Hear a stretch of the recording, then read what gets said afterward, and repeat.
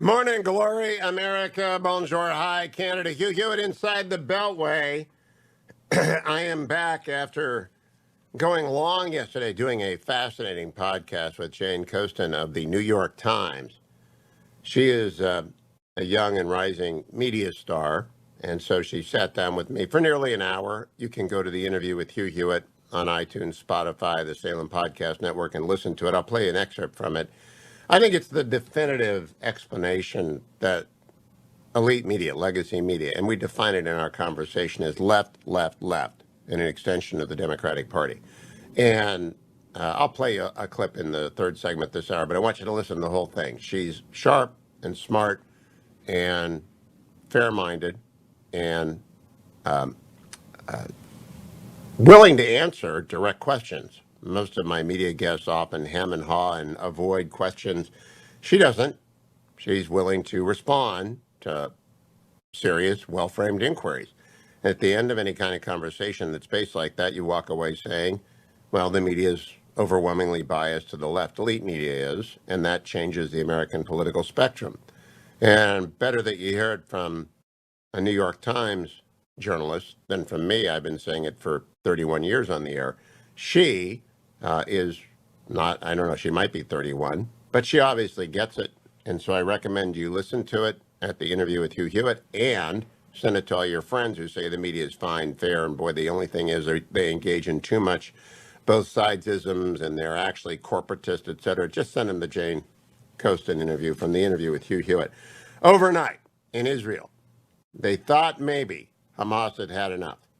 From 1 a.m. in Israel to 9 a.m. in Israel, no rockets were fired by the terrorist organization Hamas against the civilians of Israel. And then all hell broke loose at 10 o'clock in Israel about 3 hours ago. At the time I'm talking to you in Israel during the day, multiple waves of missiles on Israeli communities near the Gaza border, and an anti-tank missile fired by a Hamas operative and a military bus. Once again, not the world's brightest terrorist. He hit an empty bus, thank God. But he didn't think it was empty, and it did hit the bus, and it destroyed the bus. Israel has been worried that Hamas is looking for some kind of spectacular attack by sea. They have naval commandos, or via tunnel right up to the border, or something with which they can declare victory and go home, because they're getting pounded. And Israel pounded them overnight, and they will now pound them again overnight, because Hamas does not get the message. Stop firing rockets at Israeli citizens. So the Wall Street Journal reports there is mounting pressure among the U.S., Egypt, Qatar, several European nations for a ceasefire. I note that the United Arab Emirates, Bahrain, Sudan, Morocco are not mounting pressure for a ceasefire because they view Hamas as what it is, an extension of Iran. And Team Biden is not bad. They could be a little bit, they've got to do what they've got to do. More that way, but they're not bad. It is driving the progs. And look, the Democrats are divided on Israel, deeply divided on Israel. And I think the majority are with Representative Jayapal, who was on CNN with Jake Tapper yesterday, cut number 4. Well, I don't agree with that assessment. I mean, I don't think that there's been a situation in the world where you've had intense violence where it hasn't been helpful to have a full diplomatic, full court press from the United States and the UN. So to have the UN come out with a ceasefire resolution is very important. I don't think it's appropriate that the United States block that. And in fact, I think that might have, emboldened Netanyahu even more. So we have to use that tool. I think that President Biden has been giving a very mixed message. As you say, it's transitioned, and I'm happy that that has happened, but we're a little bit too late to the picture with that. And I think Benjamin Netanyahu thinks that Joe Biden is going to stand by him, and I think we have to quickly reverse that idea. I think sending out this arms sale in the middle of it, approving the arms sale in the middle of it, sends an extraordinarily bad message. Well, let's talk about that. We have a number of tools that we can use. Actually, it sends exactly the right message, which is the message that America stands with Israel, as the overwhelming majority of Americans do. Not the radical left that controls the Democratic Party and the media, but Americans do.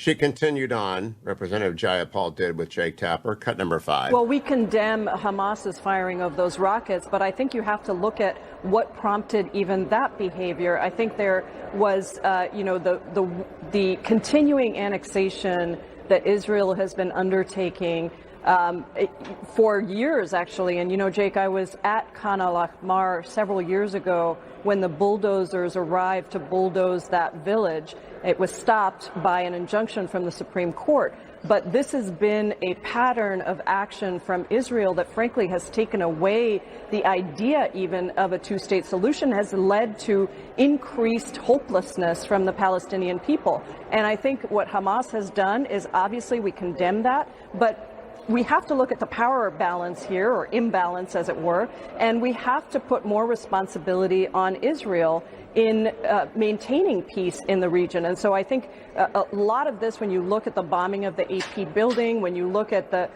indiscriminate bombing that has been happening, the disproportionate loss of lives of Palestinians, you just have to be in a situation where you cannot, we have to do everything we can as the United States to work towards That's a enough. ceasefire, not It's just so call for a full of lies. ceasefire. Normally, that's my Utilize whole the quotient UN, for the obviously, show, a allowing united front democratic there, lies. and use all the Israel did tools not that we start have this. as the Hamas United did. States It's not in the AP pressuring building. Israel. It was the Hamas building in which they were using AP as a shield. It is not indiscriminate. It just goes on and on. That's the left. Israel will defend itself. They ought to. Team Biden declined to impose sanctions on the Nord Stream pipeline. This is an enormous defeat for freedom, an enormous caving to Germany and Russia. So now Joe Biden has done more for Russia in 4 months than Donald Trump did in 4 years. Donald Trump sanctioned the heck out of Russia and was accused of Russia collusion. Donald Trump hands him the Nord Stream. You got to wonder. The House backed the January 6th commission. The Senate doesn't look like it will. Texas Governor Abbott signed a fetal heartbeat abortion ban. Now, that won't come to the Supreme Court at the same time as the Mississippi law will. But if that Mississippi law is upheld, the fetal heartbeat law will be upheld. Markets had a terrible day yesterday. The Federal Review hinted that maybe they're not going to stay forever at low interest rates. Meanwhile, what a day for Bitcoin. It fell by as much as 30%. I told you, don't invest in what you don't know and what you can't afford to lose on something that's made up and is a fiction. Meanwhile, Peter Thiel and J.D. Vance, who are two smart guys, invest in Rumble. They've invested in Rumble. Now, I'm already on Rumble, and with Thiel and Vance behind it, that means an incredible surge of capital and conviction. By the way, the reason Bitcoin's got an insoluble problem, it's a dirty currency, according to Financial Times, because it uses so much power to create its coins.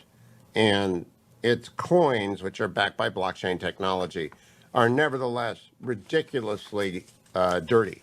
They use a lot of CO2.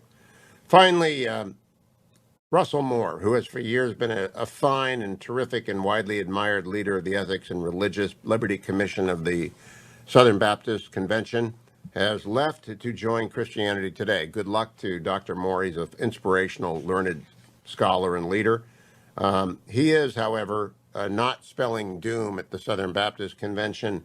The Washington Post headline writers today have Russell Moore's departure from the Southern Baptist Convention's leadership prompts question over its future.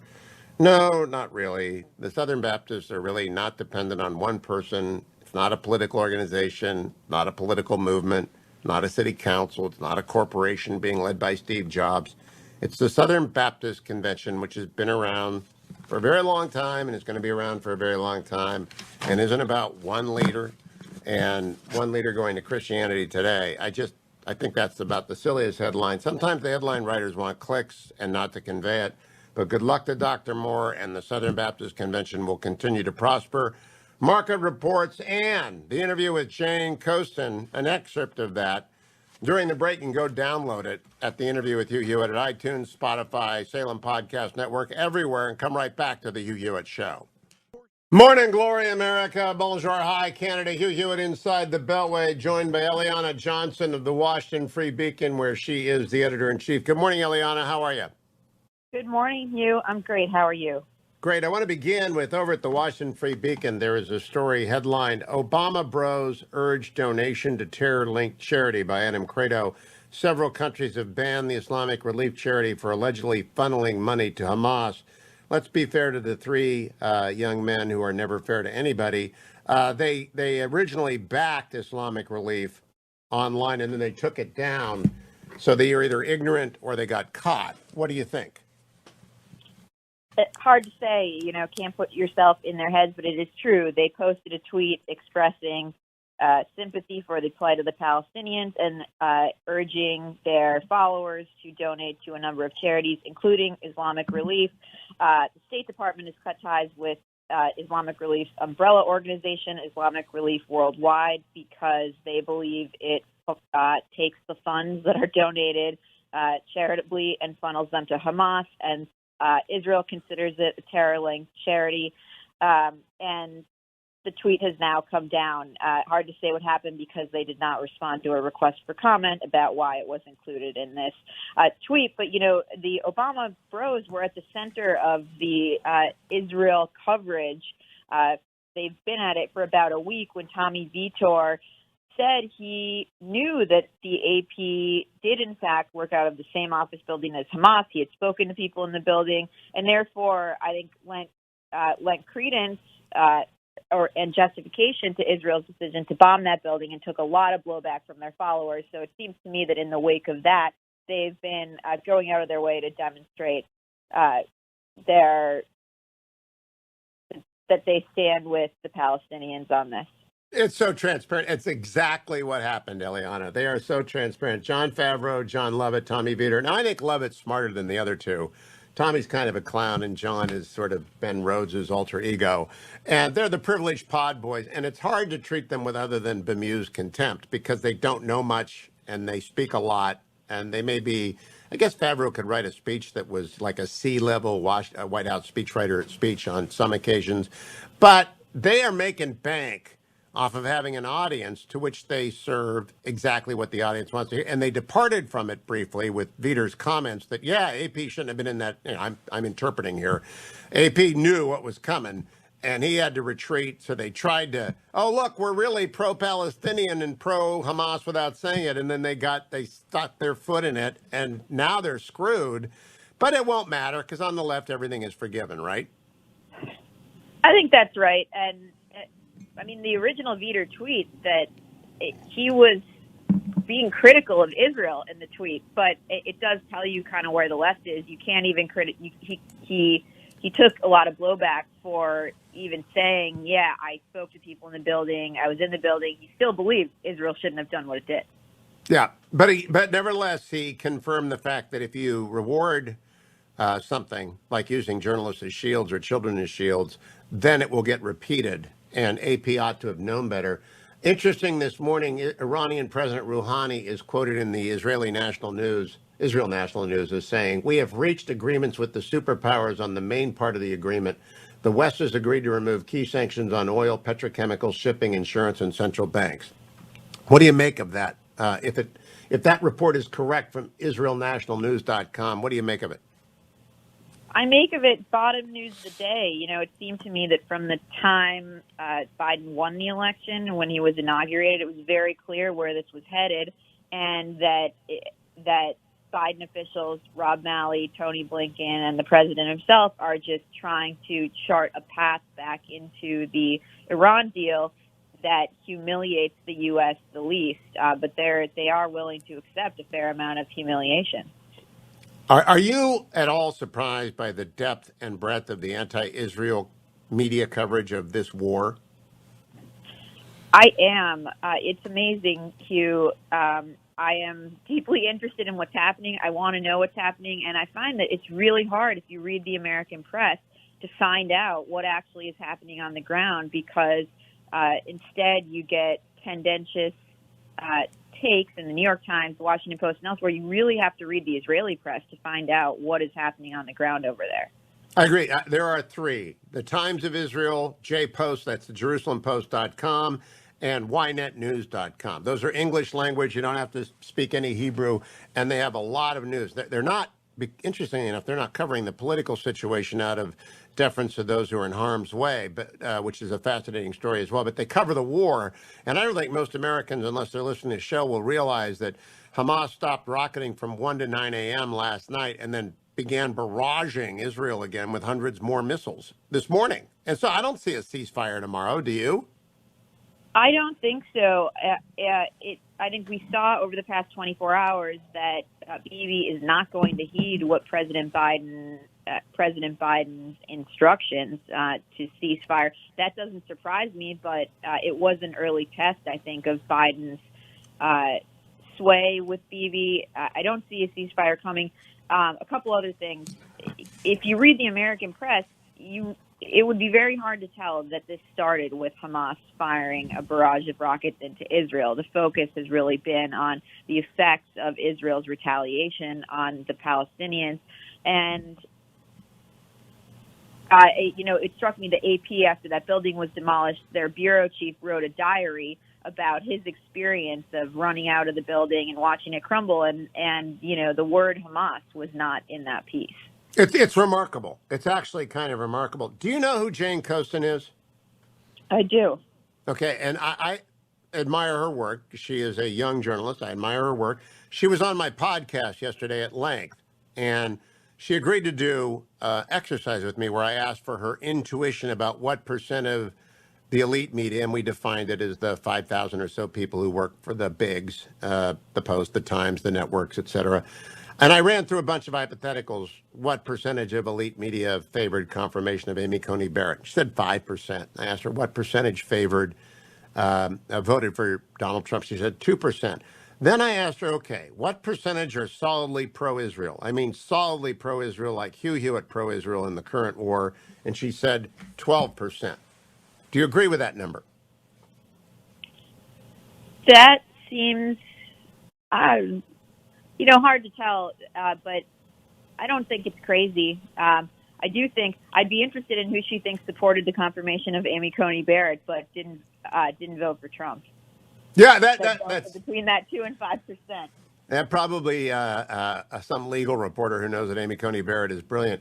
So I hope you listen to it. It's fascinating. Maybe the next generation of media elites will be honest, Eliana. And that's what I love about Jane. She just answered the questions. Most, when I get elite media reporters, they hem-haw, want to argue about definitions, when everyone knows what we're talking about. And she's willing to tell me what she thinks. And when you add up all of her answers, left media is way left wing, and it is an extension of the Democratic Party. And boy, have we seen it on the Israel defense of itself against the Hamas terrorist attacks. Yeah. Well, first on Jane, Hugh, I think what distinguishes her is that she is interested in conservatives and conservatism. I'm a fan of her podcast. I think that the debates she hosts and moderates are excellent. And she doesn't treat them with contempt, which sets her, with sneering disdain and contempt, which distinguishes her from more or less the rest of the mainstream media. But I also think on the politics of the mainstream, it is an extension of the party. And I often think, I run a newspaper with, we're open about our conservative bent. I know these people when I see them. I know I can see people's political biases, and the Times and the Post, they are the left-wing free beacon. I know my adversaries. They are very left-wing free beacon, and that doesn't mean that they don't have me as a columnist or Mark Thiessen as a columnist or Henry. They do. We're kind of missionaries, and you might have a liberal columnist there. But Eliana, I want to go back to Israel. I think they have now discovered they're destroying the missile launchers very effectively with new technology, and they're not going to stop because they can't get resupplied because of the Abraham Accords, which is a major triumph for Donald Trump. Do you expect Israel to stop before they think they've done as much damage to those launchers and that missile supply as possible? A couple of things. No, I don't expect them to stop, but, I would like it if the Biden administration would say that it is in the American national interest to see Hamas defeated and humiliated because they have a detrimental effect in Gaza, and it hurts any chances of moderates rising to Palestinian leadership. So that would be nice to hear. Yes, it is about Israel. It's in their interest to defeat Hamas, but it's also in our interest to utterly humiliate them. 100%. Eliana Y. Johnson on Twitter and thefreebeacon.com online. Stay tuned, America. Welcome back, America. It's Hugh Hewitt. I was with a bunch of Republican senators this past weekend, and they all said if we don't hang on to the Commonwealth of Pennsylvania seat being vacated by the retiring Pat Toomey, it's going to be very tough to get to 51. So who will that candidate be? Sean Parnell wants it to be him. Good morning, Sean. How are you? Hey, Hugh. Thanks for having me back. It's great to have you back. You know, Kurt Schlichter was the first guy to text me when you declared for the Senate seat in Pennsylvania. He said, I hope you have Sean on. I said, of course I'll have Sean on. I think you might live with Kurt when he guest hopes for me. You might get a cot in the studio. But Sean, first, for the benefit of the Steelers fans who are a little bit slow and may have forgotten, would you go back over who you are and where you're from? So, yeah, I'm from Western Pennsylvania. I was born in Oakland, which is right outside the city of Pittsburgh. Went to Greensboro Central Catholic High School. Went to Clarion University, was an elementary education major. I remember waking up with a little hangover, turning on the TV set just in time to watch an airplane crash into the World Trade Center. A few days after that, I went down to the recruiter, told that guy I wanted to join the infantry, not just the infantry. I wanted to go to airborne school where they teach you how to jump out of perfectly good airplanes.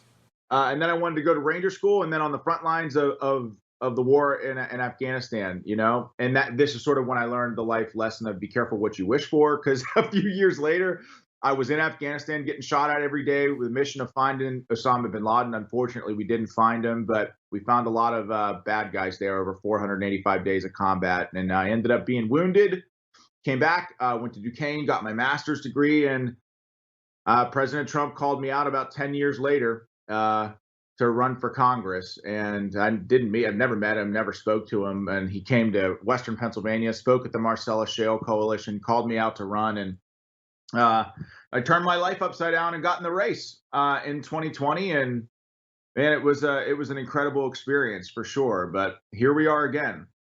Now, I am curious, Sean. You will win a congressional seat if you run in a redistricted congressional seat. Connor Lamb is going off to run for Senate. You might get a rematch with Connor Lamb. You lost by this much to Connor Lamb.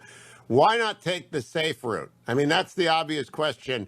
Connor Lamb leaves. It's your district. It'll be redrawn, but it'll be your district. You'd win in a walk, especially in an off year against an empty incumbent. Connor Lamb being a Marine himself, that was a sort of combat veteran versus combat veteran. Why go for Senate? Well, I think, the Senate is where the critical fight is. And one of the things that they teach you is, as a young leader in the military, leadership is all about going to where the fight is the toughest. And as you mentioned leading in, Hugh, Senate control depends on the state of Pennsylvania. We have to hold this seat, and we have to give ourselves our best opportunity to win, even with no political experience, right? I got in the race for Congress. It was not part of my life's plan at all, right? Like one of my life's ambition was not to be a politician, but we got in the race with no political experience. We amassed over 10 months' time, 45,000 individual donors, thousands, and I mean thousands of volunteers that believed they were part of something greater than themselves. We called ourselves Parnell's Platoon, which I know sounds kind of silly, but people liked it and it was fun. And I think another consideration, Hugh, is that when you look at the census data here in Pennsylvania, the vast majority of the population decrease was here in Allegheny County in Western Pennsylvania with a 9.2% decrease in population. So, in all likelihood, and I don't know what the districts look like, but I think there's a real good chance that PA 17 goes away because it's a geographically small district. Either gets merged with the city of Pittsburgh and Congressman Doyle's district, or merged with PA 16 and Mike Kelly's district, in which case there's no political path for me. But there is an open Senate seat here, and being default aggressive and audacious has always been part of the way that I do business. And so that's where we're going. Sean, where is the campaign website for Senate? Oh, yes, it's parnellforsenate.com. You can find out all about my platform. You can go and contribute to the campaign and join the movement. But don't do that on Google, because if you try to Google Sean Parnell for Senate, you won't find my website. I just did that. And I thought, oh, he must not have stood one up yet. What is up with Google? There's only one. If you Google Sean Parnell for Senate, it ought to go to your website. It's really look. when we talk about reforming Section 230 and trying to figure out what we do with big tech, it's a problem. This is a textbook example of big tech putting their thumb on the scale. The only way that I raise digital money, and Hugh, you know this, is through my website. It's the future. It's the way that the best way for candidates to raise money. And as you know, campaigns are all about your ability to raise money. Well, Google's making it harder for me to do that. If you punch in, it's incredible. I put in Sean Parnell for Senate, and then I went double down campaign website.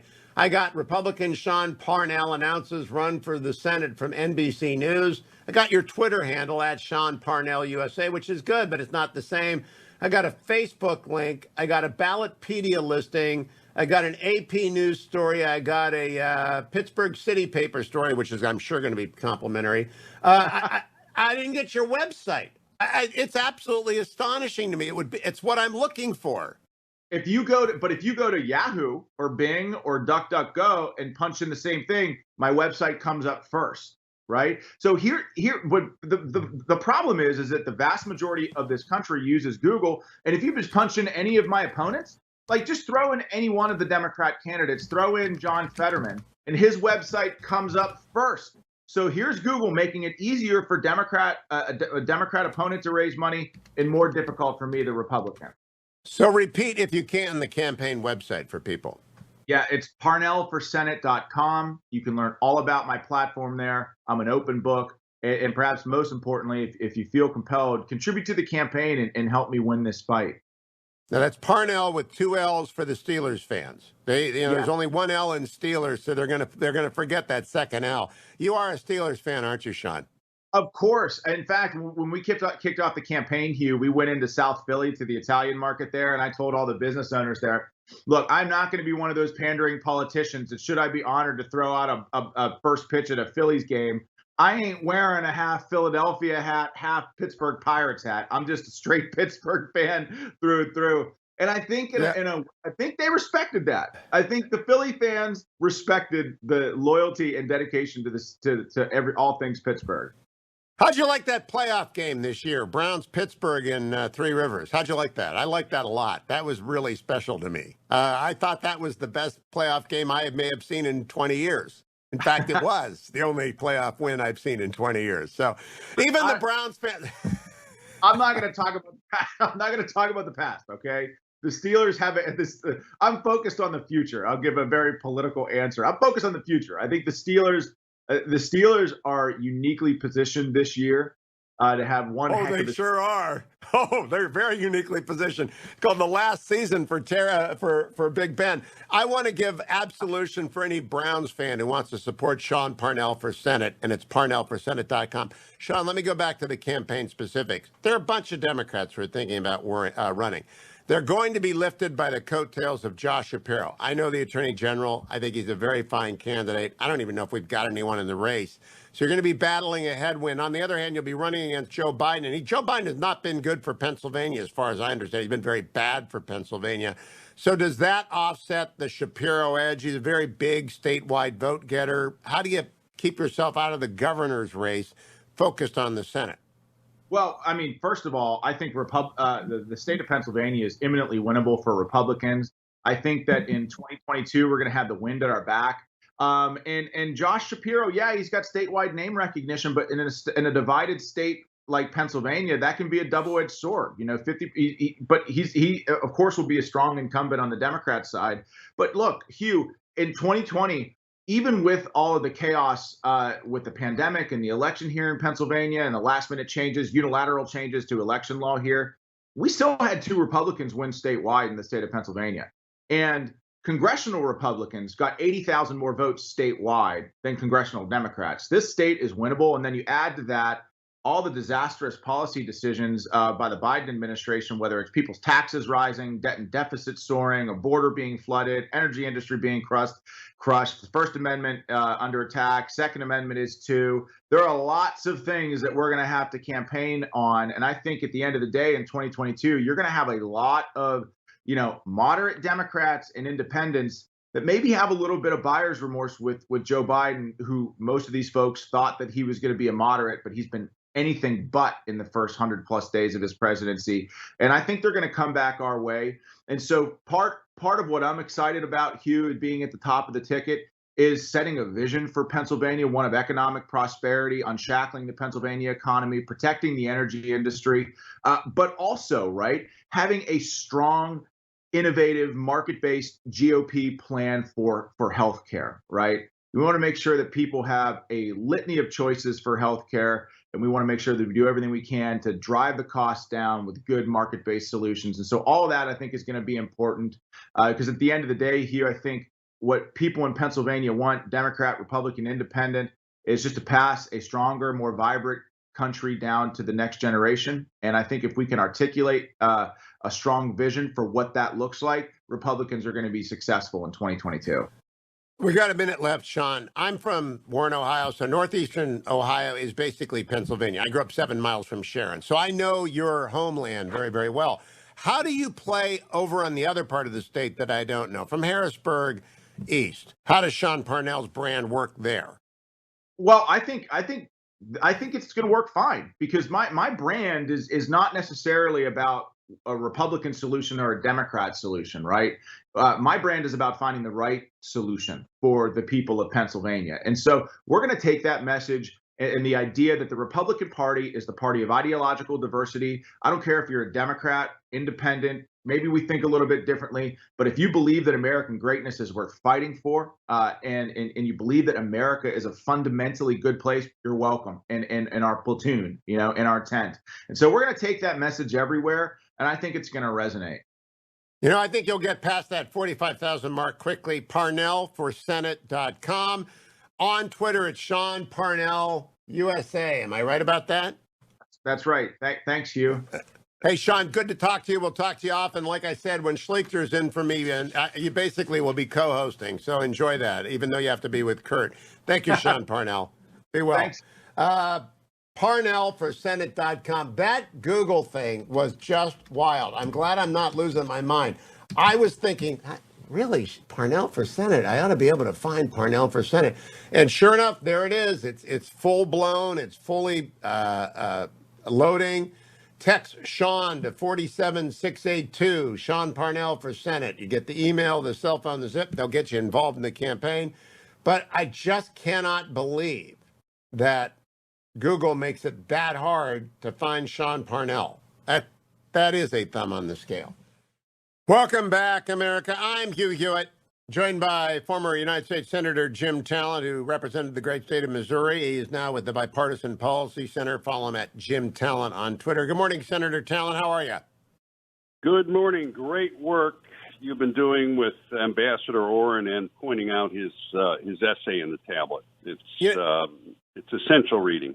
I think people who have listened to the 6 or 7 times the ambassador has been on since Hamas attacked Israel have noted that in his voice there is a growing sort of grim determination that Israel will not leave until all of the launchers it can destroy are destroyed and all the rockets that it can destroy are destroyed. Do you hear that too, Senator Talent? Well, yeah, I do, and I think it's really important not only to teach the right lesson to Hamas, but also to help avoid the possibility of, in essence, a two-front conflict for Israel if Hezbollah were to become active. So you want to take care of the one aggressor rather than wait until they both attack. I believe one of the benefits of the Abraham Accords was that Sudan, from which many of the missiles that are now being fired at Israel transited from Iran, is now part of the solution, not part of the problem. So as Hamas expends their inventory, they're not going to be able to resupply it as easily.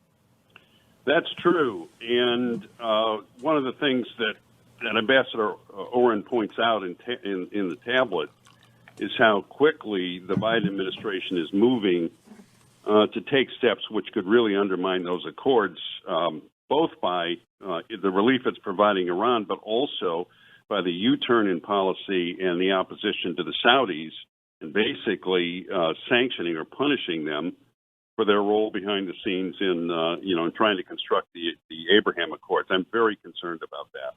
Earlier this morning, Israel National News reported, quote, Iranian President Rouhani saying, we have reached agreements with the superpowers on the main part of the agreement.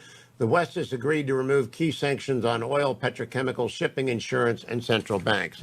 Back to appeasement, Jim Talent. Right, and look, it's all because of a strategy that Obama had, and Biden is picking up again to try and construct a security arrangement in the Middle East around a partnership with Iran. And it won't work because Iran is hegemonic, it is totalitarian, and it wants to dominate the region. And the other countries in the region, including our traditional allies and partners, Israel, Egypt, Jordan, the Gulf states, and in the last few years, the Saudis are not going to go along with it. So what we're going to do is we're going to end up without any influence with anybody because Iran is still going to hate us. And the countries that do have a neutral interest with us are going to suspect us and distrust us because we're turning our back on them. It imperils the Abraham Accords. Those accords were founded on the foundation of a common interest of those countries in the United States in containing Iranian ambitions and aggression. And if you're going to reach out to Iran, you undermine the whole basis for those accords. You know, it's also, besides totalitarian, it's Hohmannianist. And unlike Marxist-Leninists that want all of capitalism to go down, Hohmannianism is martyrdom-oriented and really wants to destroy Israel and the United States. You know, Senator Talent, when I look at what's going on, especially in the media from the very virulent statements about Israel, it's no longer about sort of a vision of being Nixon to China and getting Iran aligned. A large part of the Democratic Party is anti-Israel. I don't even know if they support the right of the state to exist anymore. Yeah, you've been reading, probably have, Barry Weiss's column about it, or her columns about it. It's very discouraging. There are still strong voices. She interviewed Congressman Torres, who is a good voice, but they're increasingly in the minority and pressuring Biden to abandon Israel, which, you know, he's not really for in the first place. Yeah, it's very difficult. Look, it is a recipe for war and instability in the Middle East. You're right, obviously, about Iran. They're the state sponsor of jihad in the world. And it's just amazing to me to watch the progress that President Trump achieved there, which is really just a continuation of our basic strategy in the past of partnering with Israel, Egypt, Jordan, and the Gulf states to stabilize the region around an acceptable equilibrium. And Biden is abandoning them. And there are other voices in the party that are worse. You know, young millennial journalists and young members of Congress, they do not seem to know the story of Israel. They really don't. And I think they hate Netanyahu so much. They think Netanyahu is a Republican or something. They do not understand Israeli politics. And they are, I give you the last 45 seconds, Senator, they're just not very smart about the Middle East. Yeah, I agree with that. You know, I liked your interviews with Fred Barnes and Matt Continetti, who were talking about why. I think part of it is an ignorance, just a lack of knowledge, a lack of the historical background. I mean, Ben Rhodes called it on them a few years ago when he said, look, I don't really know anything. So if whatever we tell them, they believe. I do think that's a part of the problem, particularly with the newer generation. 100%. And if they would simply read Lionsgate by Stephen Pressfield, I think maybe the best one volume. It's not purely history. It's sort of juiced up history so that it makes it more dramatic and brings you into the moment. They would be well served. Jim Talent is available at Twitter at Jim Talent. I'm available in hour 3. Peter Baker of the New York Times joins me. James Hohmann of the Washington Post. And your calls at 1-800-520-1234. Why has the media gone anti-Israel? We don't know, but it has. Stay tuned. Morning, glory, America. Bonjour, hi, Canada. We talked to Dr. Peter Baker, degree recipient from Oberlin College, I believe, this past week. Hello, Peter. How are you? I'm good. Thank you very much. You don't miss anything, do you? No, well, Oberlin is where my father and brother went, class of 46 and 73, respectively. So I'm always watching Oberlin news. Congratulations. Is their nickname still the Yeoman, or have they been forced to abandon that? No, it is. Yeomen, Yeowomen. If you're a swimmer, they call them the Yo Fish. Yeah, absolutely. All right. Very good. I am curious. How often do you do commencement addresses? Not that often, no. This is probably my second or third, something like that. All right. That's where I am, and my belief is short is best because nobody's really listening to you anyway. How long did you go? Probably about 15 minutes. I mean, look, you're at that point, you have to know you're just a speed bump between the graduates and whatever party they want to have, 100%. 100%. Well, good for you. You had self-awareness. Peter, yesterday I had your new colleague, I say new, relatively speaking, Jane Coaston on my podcast, the interview with Hugh Hewitt. Do you know Jane? No, I'm afraid I don't. When you meet her, you'll be very impressed. She's remarkably smart and responsive to questions. I would encourage you to give it a listen. In our conversation, I asked her for her best guesses, intuitions about various questions about elite media, and I defined it for her. And I asked her what percentage of that defined group, it's about 5,000 people, voted for Donald Trump. And she said about 2%, and I agree with that. And then I asked her what percentage are solidly pro-Israel. I mean, Hugh Hewitt pro-Israel. She said maybe 12%. 12%. Do you agree with her assessments in both cases? Well, that's interesting. I don't know. It's a good question. I don't have any data to work with. I'm going to duck the question a little bit just because I don't know. But you're probably right that it would not be a large number. Certainly on the first question. On the second one, I don't know. It's a little harder to say.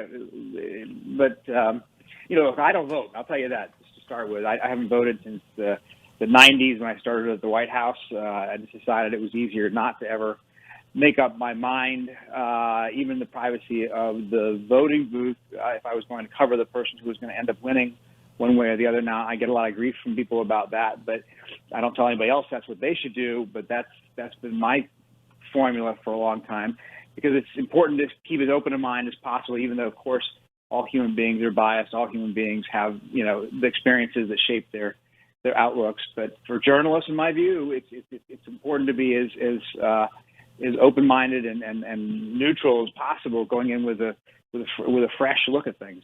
That's a conversation for another day. Jane noted, and I agree, that many journalists follow what I call the Len Downey model and do not vote in elections. I think that's more form over substance because they have a point of view, and I think it's better to be transparent about your point of view. But that's another conversation.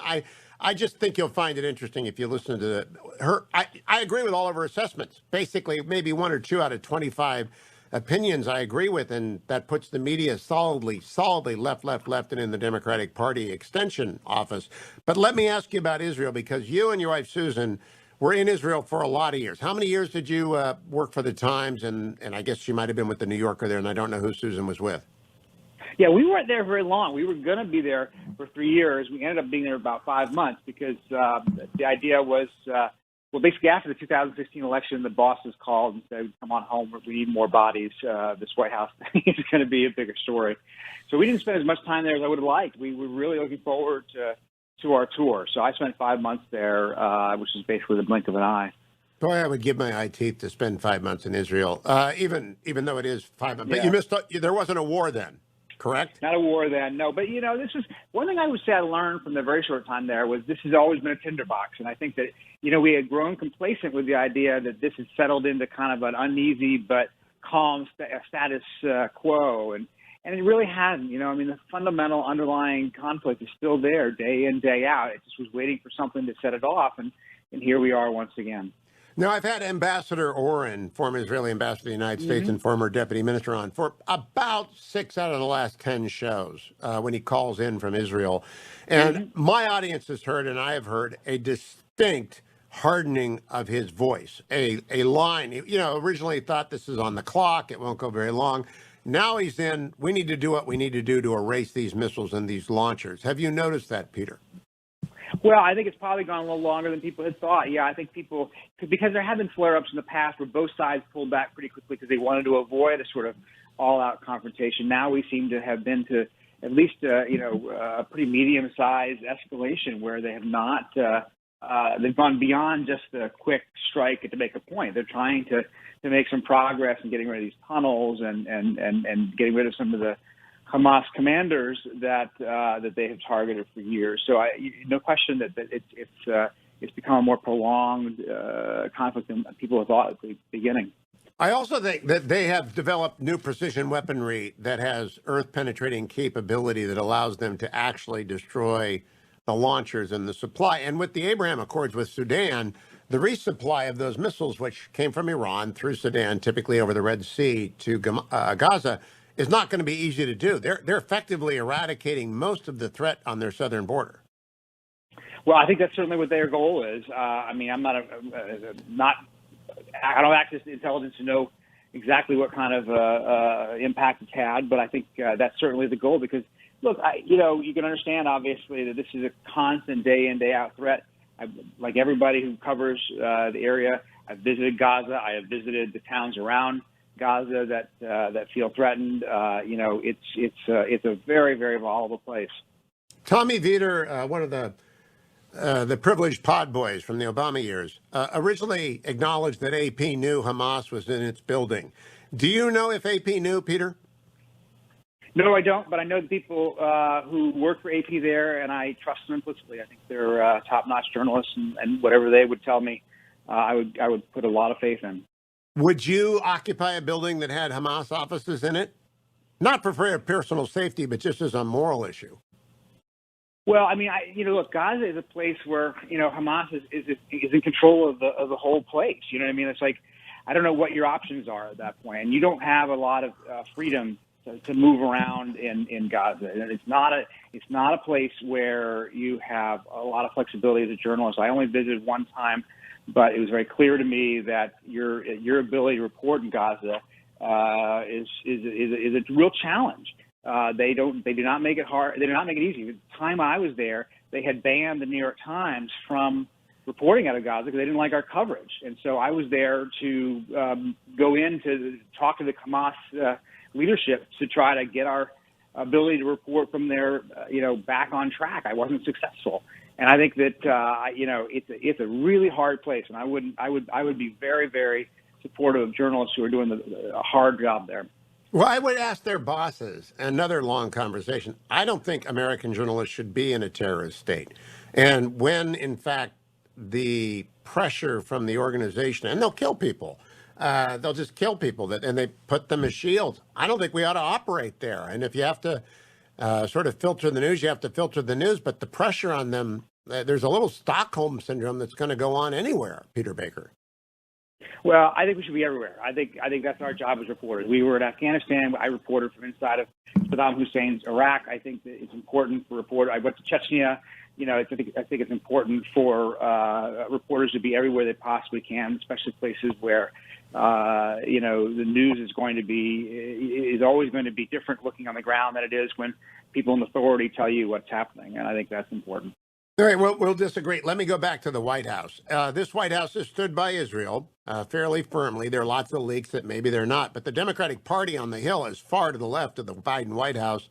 Will the Biden White House shift, in your opinion? Do you hear murmurs that they're going to increase the pressure on Netanyahu to stop degrading the Hamas terrorist organization? Well, I think you're already seeing that a little bit. I mean, as you say, in hearing Michael Oren's voice harden, I think you're hearing Biden's voice harden somewhat in the last few days. Yesterday, he used the word today. He expected there to be a de-escalation today. That's, setting a time element we hadn't done before. I think he didn't, he's continuously used that phrase, Israel has the right to defend itself, but at the same time, he is using what now people are referring to as the C word, ceasefire, more frequently. Biden is juggling a tough domestic political situation, no question about it. The poll that Morning Consult and Politico put out yesterday was really fascinating. Showed that basically pretty solid on the Republican side support for Israel, not much sympathy for the Palestinians there. Among Democrats, much more divided. The biggest, largest group of people who identify as Democrats said they were sympathetic to both sides. Then that was about 36%, I think, something like that. 18% said they were more sympathetic to the Palestinians. 12% said they were more sympathetic to the Israelis. So within the Democratic Party, he's got a more complicated set of politics to juggle. And within the media. I really do believe Jane Coaston is right about that. People want to hear what she had to say. Head over to the interview with Hugh Hewitt on iTunes or Spotify. Peter Baker of the New York Times, always a pleasure to talk with you, Peter. Congratulations on the Oberlin honorary degree.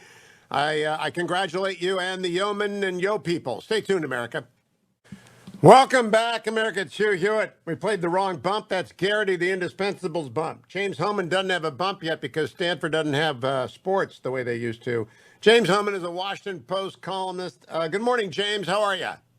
I'm doing great, Hugh, and we're bringing back the sports. The university back down. Oh, they yielded? Good. Public opinion matters. They're bringing back all 11. It's great news. That's a great column for you. Now, I want to say your column this morning in the Washington Post, don't pay people to get the COVID vaccine, shame them. I believe the headline writers did you wrong, James. I don't think this is what your column says. It's not. It's not at all. It's not about shaming. I just have been I've frankly found the giveaways obscene, the kind of the government handouts, the idea of giving away millions of dollars in free cars and lotteries. And I get that we're trying to get people to take the vaccine. It just feels like it's not the proper role of government. The private businesses can do all the giveaways they want of free fries and beers and whatever. But I've been increasingly uncomfortable with the idea that we're habituating people to depend on handouts to take a vaccine to protect themselves. It's just not what government should be doing. See, I would say your column is that government incentives are a moral hazard because people will come to expect an incentive to do what is in their best interest, and therefore you create what is known by economists as moral hazard. But there is no gainsaying they are effective. When Larry Hogan said, I'll give every state employee $100 to get vaccinated, he did something that was effective, and my economist of choice, Dr. McKenzie, says that which gets rewarded gets repeated. So there's no doubt in your column that incentives work. You're just worried about the moral hazard of them. Exactly. And I really do. Exactly. I think that it will be marginally effective. I talked to Mike DeWine folks. They say, look, we're giving away $5 million, but we got more than $5 million in free media, free advertising by announcing this. So we would have spent that money on public service announcements that would have been kind of boring. Why not do it this way? I think it just sends the wrong message. And the column sort of leads with, we didn't have to bribe people. Government didn't have to bribe people to get the polio vaccine. And I think it says something about us kind of going soft as a country. To be sure, 60% of people have lined up eagerly to get the vaccine, but it shouldn't be government trying to coax and prod the people to do what's in their own best interests. Now, James Hohmann, you're a columnist now, and everybody knows we don't work very hard. And so I have this book in front of me called Doom, The Politics of Catastrophe by Neil Ferguson. Now, admittedly, he's a Stanford guy now, so you may be hesitant. Have you read Doom yet? I got a copy. I have not read it yet. I'm eager to. Well, the Jonas Salk example that you cite is really inopposite to what we are doing here. And, in fact, Neil makes the argument it was the wrong campaign at the wrong time because we ought to have been concerned with the 57-58 flu and not the polio vaccine because of the self-interest being so large. But I recommend it to you. It's really quite a comprehensive review of what works and what doesn't work in vaccination. I do want to take issue, otherwise it wouldn't be any fun, with one part of your column.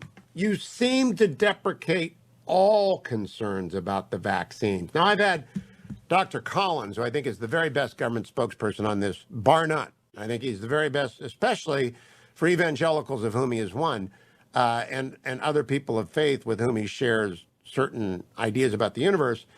He recognizes pregnant women may have legitimate concerns. They may choose to put it off. He recognizes that many people have legitimate questions that they have to talk to with their doctor. I didn't see you calling people to shame the vaccine hesitant, but I do think you are perhaps indifferent to some of the legitimate concerns. No, I would, as you know, we only get 750 words to write a column.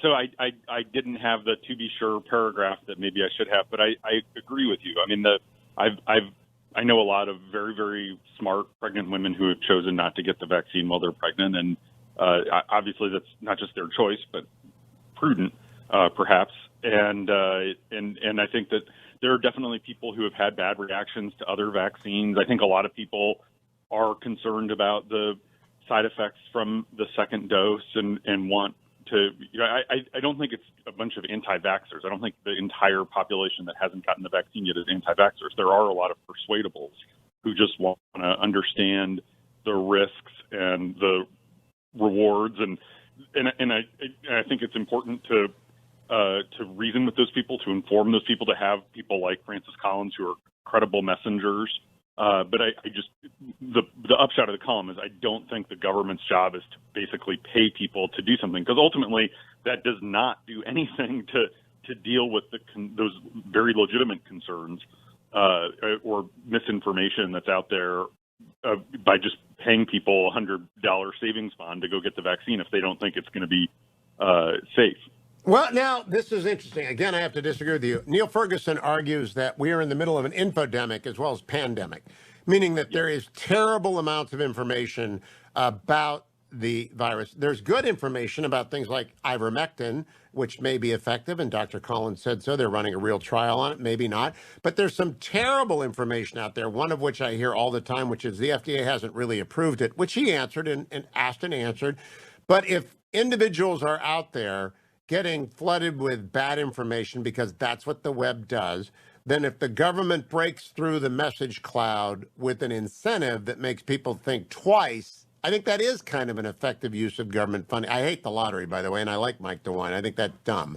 I would have given people... Well, my pushback on that would be that there's a whole, it's funny because the people who are supporting these campaigns like the lottery say, well, we've done research that when you give people cash, they're more likely to do something, and duh.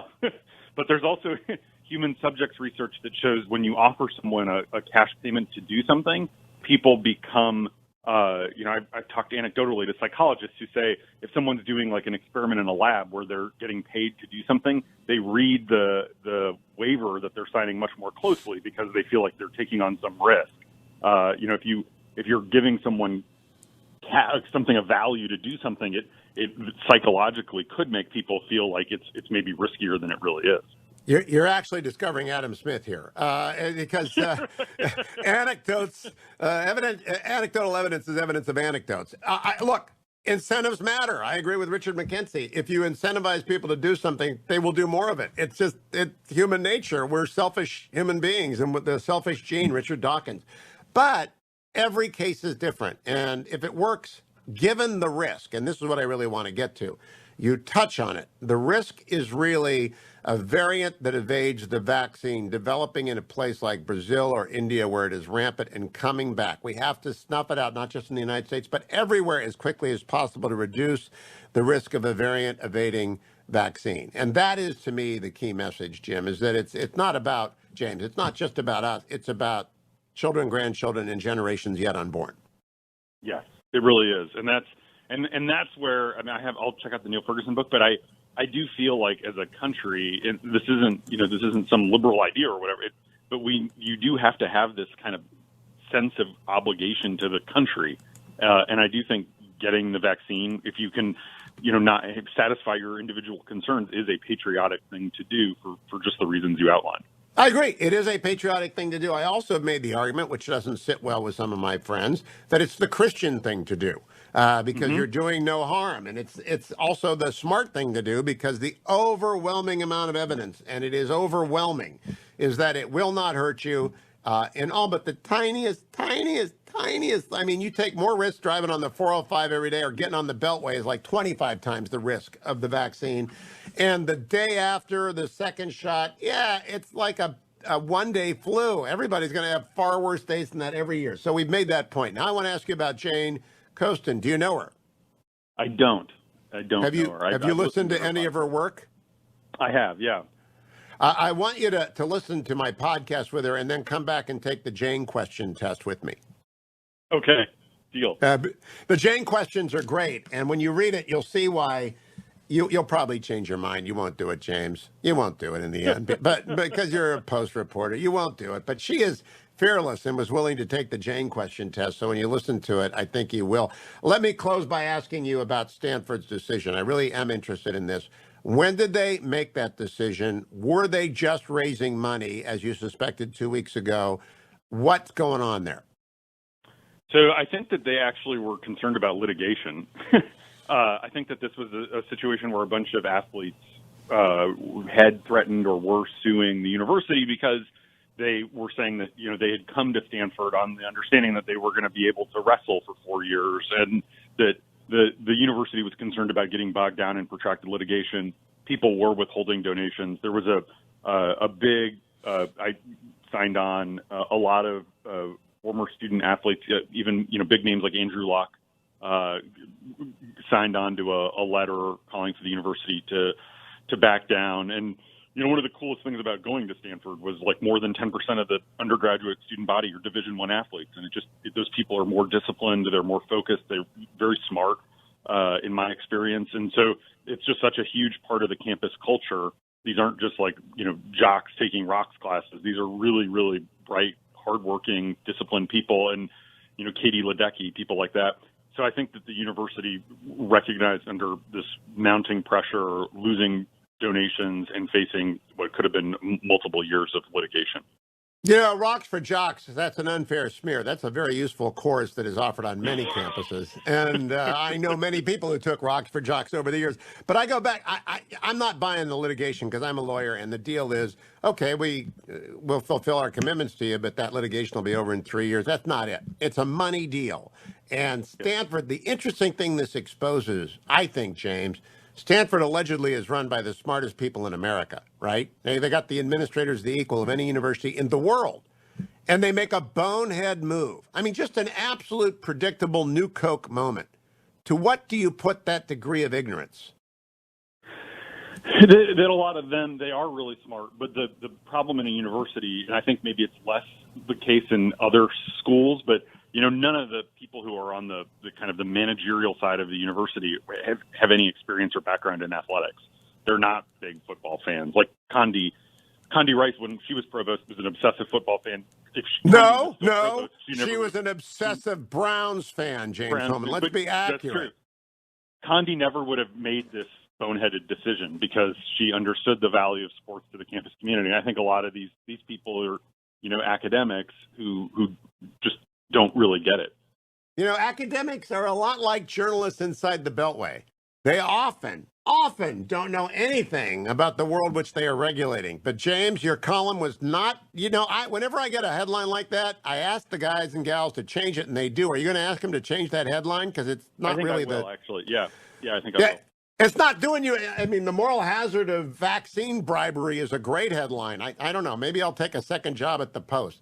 James Hohmann, follow him on Twitter at James Hohmann. Go read his column. I tweeted out.